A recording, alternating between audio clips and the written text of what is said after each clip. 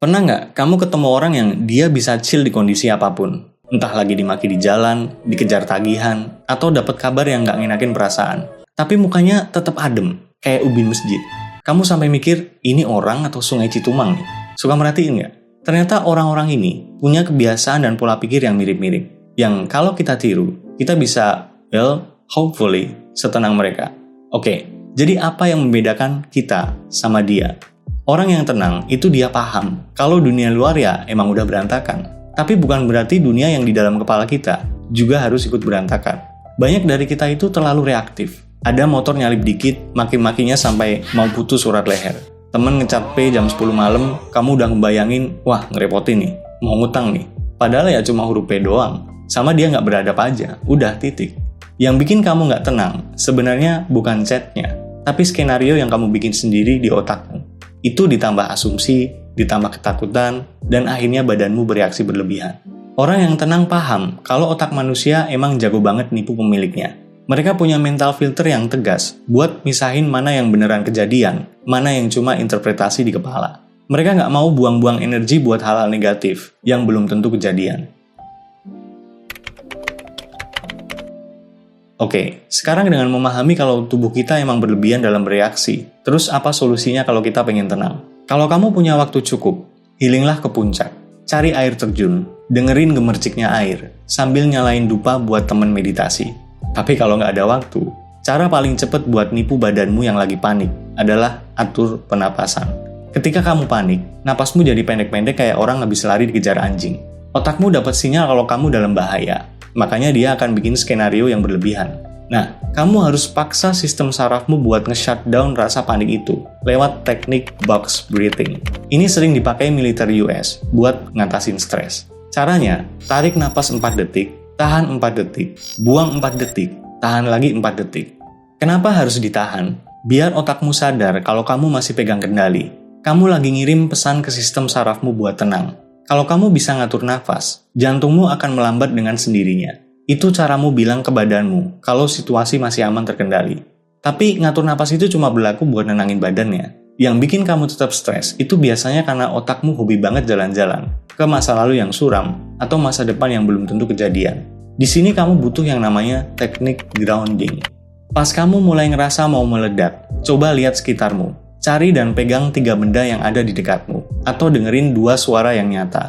Bukan suara bisikan di kepala ya, tapi suara beneran, kayak bunyi AC, klakson, atau mesin kendaraan. Itu tujuannya buat narik kesadaranmu balik ke realita. Kamu harus sadar kalau detik ini, kamu masih napas, masih berdiri, dan masalah yang kamu takuti itu sebenarnya nggak seserem itu. Tahu nggak? Apa yang paling bikin manusia modern itu sekarang gampang kena mental? Bukan karena dunianya makin jahat, dari dulu dunia udah jahat. Karena kita terlalu kreatif dalam hal mengarang bebas. Gini deh, ada teman kantor lewat di depanmu, dan dia nggak nyapa. That's it. Ya cuma lewat aja. Titik. Sesimpel itu. Tapi apa yang otakmu lakuin? Kurang dari 3 detik, otakmu udah bikin skenario sampai 1 season. Kenapa dia nggak suka sama gue? Salah apa gue? Apa dia dengar gosip soal gue? Sampai akhirnya kamu ngerasa marah, cemas, uring-uringan seharian. Padahal bisa jadi dia cuma lagi kebelet boker. Atau emang matanya minus, terus lupa pakai kacamata aja. Udah, percaya deh. Saya juga gitu kalau pas lupa pakai kacamata. Orang yang tenang itu punya kemampuan yang namanya refleksi objektif. Mereka bisa menghakimi pikirannya sendiri dengan adil. Kalau ada hal buruk terjadi, mereka nggak langsung panik. Mereka akan menginterogasi pikirannya sendiri. Bener nggak ini masalah? Apa buktinya kalau ini beneran masalah? Kebanyakan dari kita itu capek karena kita bereaksi sama asumsi, bukan realita. Kamu stres mikirin apa kata orang, padahal orang juga belum tentu, atau bahkan nggak mikirin kamu sama sekali. Kamu cemas mikirin sesuatu, dari yang udah kejadian sampai yang belum kejadian. Kalau kamu pengen tenang, belajarlah mengendalikan pikiranmu sendiri. Kalau ada pikiran negatif lewat, jangan langsung digubris. Tanya dulu, ini fakta bisa gue pegang nggak nih? Atau cuma asumsi karena gue baper aja? Kalau nggak ada buktinya, ya buang ke tempat sampah. Nggak usah mengada-ada atas sesuatu yang sebenarnya nggak ada. Salah satu alasan kenapa emosimu gampang meledak dan hidupmu jauh dari kata tenang adalah karena kamu punya penyakit pengen ngatur segala hal.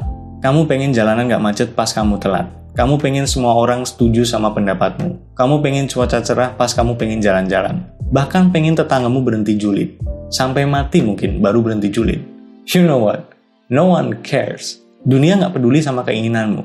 Orang yang tenang punya batasan yang sangat tegas di otaknya. Mereka bagi hal-hal di dunia ini cuma jadi 2 kotak doang. Kotak pertama, hal-hal yang bisa mereka kontrol. Kotak kedua, hal-hal yang di luar kendali mereka. 90% hal yang bikin kamu stres tiap harinya itu ada di kotak kedua. Tebak, mereka fokus ke kotak yang mana? Yes, kamu stres dikata-katain orang, itu hak dia buat ngata-ngatain. Di luar kendalimu. Baper dijulitin tetangga, ya hak mereka buat julid. Di luar kendalimu. Apa yang di dalam kendalimu? Reaksimu terhadap perkataan itu. Reaksimu terhadap julitan tetangga itu. Itu baru punyamu. Stres karena ekonomi lagi susah, utangmu banyak, gajimu kecil. Kamu nggak bisa ngatur kebijakan moneter negara. Yang bisa kamu kontrol, ya gimana caranya ngatur pengeluaranmu sendiri. Cari kerjaan yang lebih baik. Cari usaha sampingan. Jangan dikit-dikit ngutang. Kalau kamu terus-terusan maksa buat ngatur hal yang nggak bisa kamu kontrol, kamu bisa stres sendiri. Orang tenang itu bukan berarti mereka pasrah, nyerah, dan nggak mikirin apa-apa. Mereka cuma pinter milih mana yang emang layak mereka pikirin. Kalau ada yang rese, mereka akan mikir, oke, orang ini emang brengsek. Gue nggak bisa ngubah dia. Tapi gue bisa milih buat nggak dengerin dia dan lanjut makan dengan tenang. Simpel kan? Berhenti naruh kebahagiaanmu di tangan orang lain atau di situasi yang kamu sendiri nggak punya kendali atas itu. Fokus ke satu-satunya hal yang beneran bisa kamu atur, ya dirimu sendiri. Terakhir, dan ini penting, ketenangan itu soal manajemen energi. Banyak dari kamu yang gampang meledak itu sebenarnya karena low bat. Kamu maksa lari maraton tiap hari, tanpa pernah nge-charge mentalmu sendiri.